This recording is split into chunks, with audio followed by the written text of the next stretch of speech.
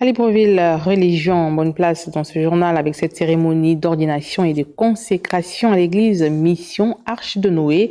20 hommes de Dieu au total renvoyés à l'exercice de leur appel pastoral. Parmi les fidèles, Ginette Mogola Massala et Ludovic Bitegué. Ils sont au total 20 serviteurs de Dieu ayant décidé d'aller annoncer l'évangile partout dans le monde, comme le confère Matthieu 28 au verset 19 dans les Saintes Écritures. Il était question donc de la consécration de ceux qui sont leaders de département, mais aussi qui sont appelés dans des différents ministères spécifiques, mais aussi également la consécration de ceux-là qui ont reçu un ministère particulier. Et quand on parle de ministère, on parle bien évidemment d'évangélistes, d'apôtres, de prophètes et de pasteurs. Nous venons ici répondre à l'appel du Seigneur Jésus-Christ à travailler dans le champ de Dieu.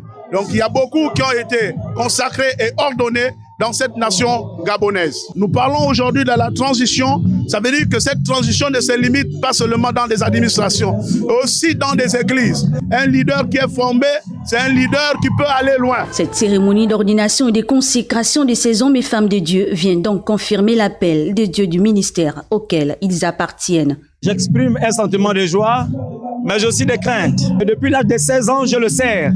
Et aujourd'hui, pour moi, c'est un sentiment de joie qu'il ait reconnu et qu'il a attesté ce que le Seigneur, à quoi le Seigneur m'avait appelé.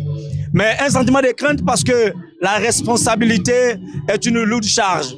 Et voilà pourquoi toute ma crainte. Parce que désormais, je sais que je ne suis plus n'importe qui et je ne devais plus faire n'importe quoi.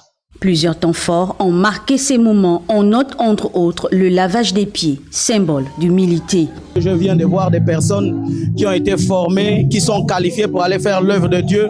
Et je peux oser espérer que dans notre pays, nous n'aurons plus de déviations parce que maintenant, les hommes de Dieu qui sont envoyés en mission sont équipés et sont formés. Renvoyés désormais à l'exercice de leur appel, ces impétrants ont reçu des parchemins des mains de leurs leaders ecclésiastiques.